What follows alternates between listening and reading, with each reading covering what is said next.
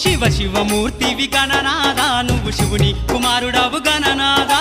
శివ శివమూర్తివి గణనాదా నువ్వు శివుని కుమారుడవు గణనాదా గణ గణ గంటల్ల గణనాదా నువ్వు గుణ గుణ రావయ్య గణనాదా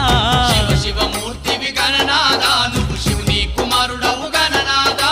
శివ శివమూర్తివి గణనాదా నువ్వు శివుని కుమారుడవు గణనాదా